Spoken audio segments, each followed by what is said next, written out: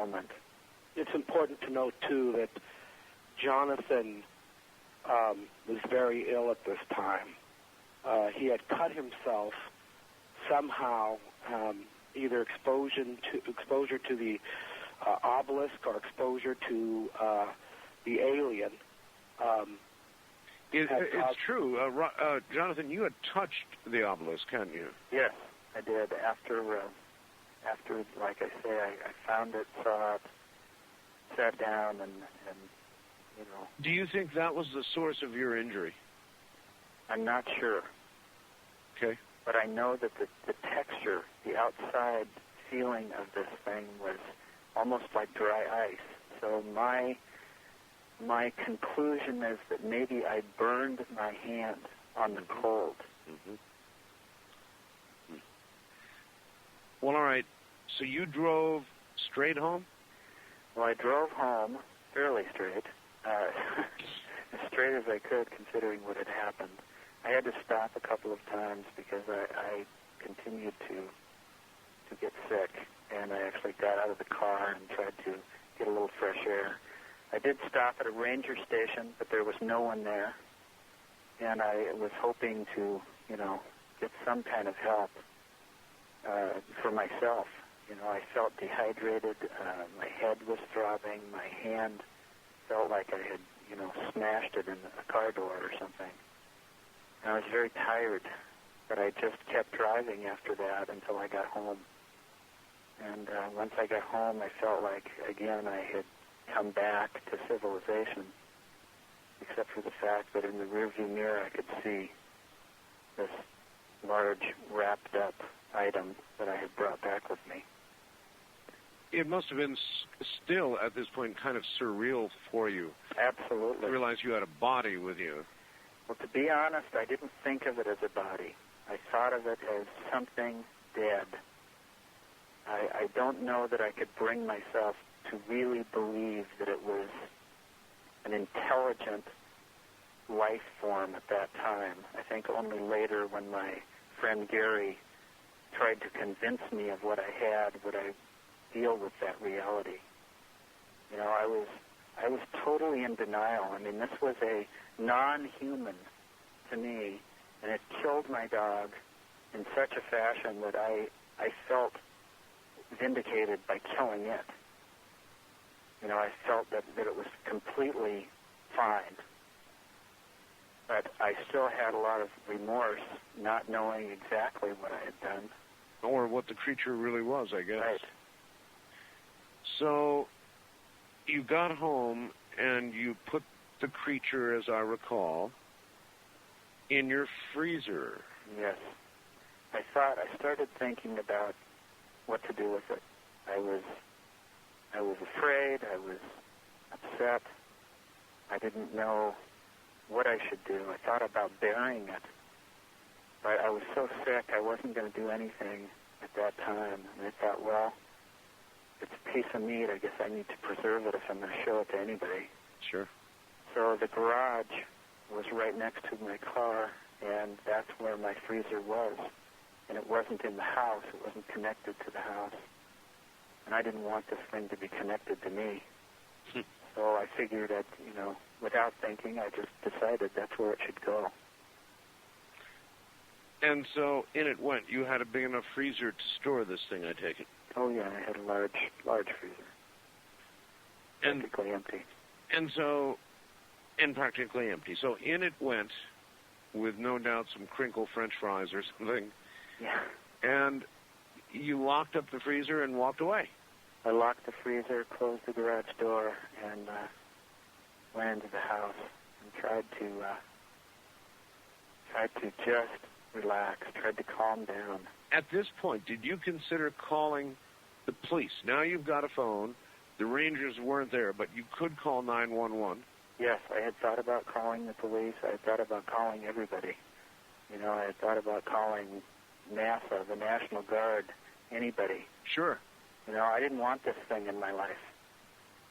And I don't know how to explain the feeling I had, but I was so exhausted that when I could barely get in the house.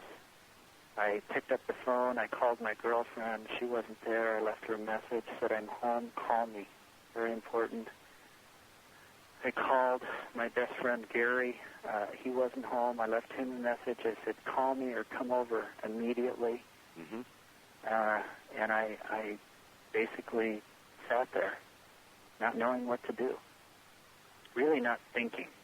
Just trying to calm down. Yes, it's really interesting how people react when they listen to a story like this, because they're listening in a calm, rational way to a man who's telling a story about not a calm, rational event. And so people tend to say, well, gee, I would have done this or I would have done that. You don't know how you're going to react in a situation like that. You had been in Mortal Kombat.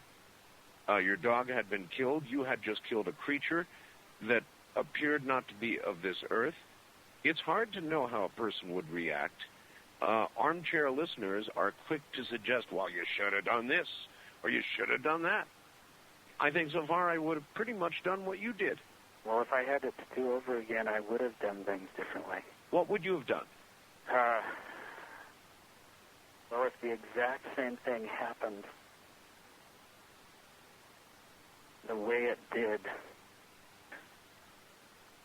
I still would have brought it back, but I think I would have definitely taken it directly to a university facility. Or some sort of authority. Right. All right, we're going to take a break here at the top of the hour, and if you would be so kind, Doctor, people are asking that you repeat the scream of the alien that I know you have on tape. Got it. So, excellent.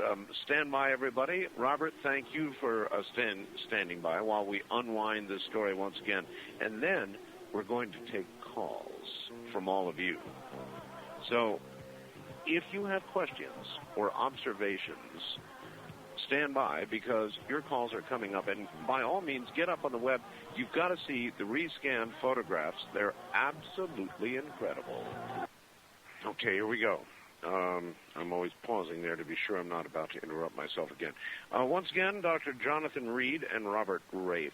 Gentlemen, welcome back. We had the luxury, thank goodness, of some time tonight. And so, Doctor, you brought this creature home. At some point then, how long after you had brought the creature home did you remove the creature from the freezer? Approximately 8 hours. 8 hours, huh? Yes, I went in the house and rested, tried to rest, which was impossible. Tried to think of other things to get this out of my mind, but absolutely futile effort. Couldn't sleep more than about 10 minutes without waking up. It felt like a living nightmare. Finally, I actually got dressed, thinking it'd help me get tired, and walked back out to the garage and had to take another look. All right, and so did you actually remove it or just look at it in the freezer? No, I removed it. I actually picked it up. All right, in the videotape, folks, I can tell you this. You see much more. In the videotape, it actually shows the doctor laying this creature out on the floor, unwrapping it, and then you did a cursory examination. I caught some on videotape. I noticed you opened its mouth. Yes. You opened its eyes and seemed to be trying to remove something from the eye. I couldn't quite tell. Well, eyelids seemed to be quite tough.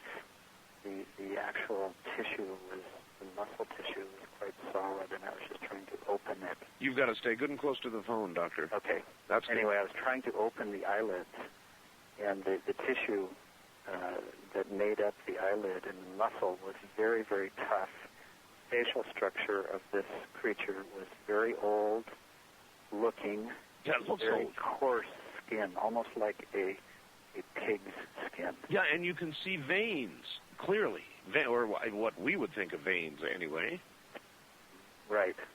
The neck was exposed to all of the different muscles, and you could see subcutaneous veins and or some of the ligaments actually in the neck. Color of the tissue was somewhat of a pinkish blue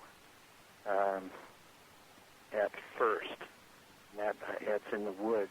But once I had gotten it home and it had been wrapped up for probably 8 or 9 hours and in the freezer, the color of the tissue changed a little bit. It became more of a brownish blue, brownish pinkish blue. It was definitely darkening, but I assumed that was possibly due to the freezer. Yeah, well, part of the or part of the process of death, I would guess, of the creature. Now, you, after that examination, you wrapped it back and put it back in the freezer. Yes, I did. Was there anything notable you can tell us about the examination itself, other than what you said about the eyes? There was the clothing. The clothing was made out of some strange fabric, and at that time, I did not attempt to remove it or peel it back. It was almost like it was adhered to the skin. It was almost like it was glued to the skin. But it was interesting from the standpoint that the hands and the arms and the torso were all one. It was like one big glove. The creature had 3 fingers in this glove. But after another examination where we actually probed the bone tissue and felt through this outer, what we called the skin suit, it actually had 5 fingers.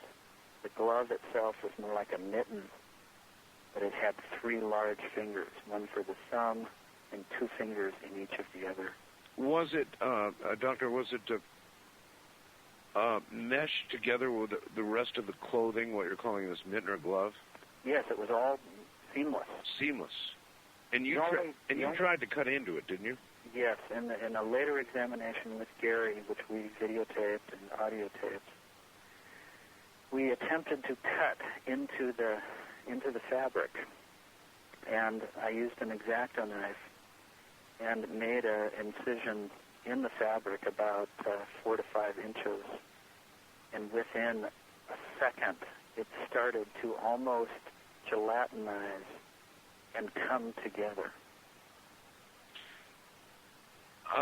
Sort of reform itself. Yeah, sort of an instant healing, if you will. That was a second examination. Yes. Following that examination with Gary? Yes. Where is Gary now? At which point? Second examination? No. Or currently? Currently. Gary is gone. After about the 9th day, and we had encountered all kinds of trouble and problems with being followed and having people go through our house and being run off the road, and numerous events. Gary went in one direction, I went in the other to secure some evidence in another place, and that was the last time I've heard from him. What kind of doctor are you? Psychologist. Psychologist. Research psychologist. Developmental psychiatrics, which is child development. When did you end your practice? That day. That day. That was it. You're literally, I don't know if on the run is the right word now, but I think that's pretty close. Pretty close, huh? And Gary is too, and you have not heard a word from Gary? No. All right. I have tried to find him through all kinds of means, and it's been futile. He may be out there listening right now. If he is, do you want him to contact you? Yeah, if he is, he knows how to contact me. I've made several attempts to get that word out. All right. Let's backtrack a little bit. When you played a scream the last time you were on the air, last week, yes. It just blew my mind. That scream occurred when you hit the alien. When did the scream occur?